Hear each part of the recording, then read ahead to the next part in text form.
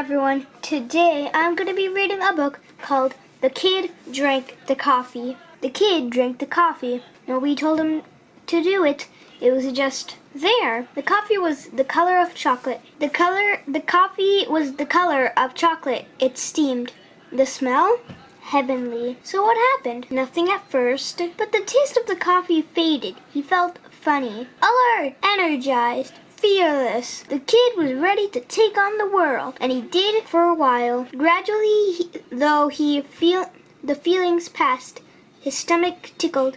There was a sour taste in his mouth. The energy drained from his body. He yawned, he blinked. Was it nap time already? No, it was still morning, and there was so much left to do in the day.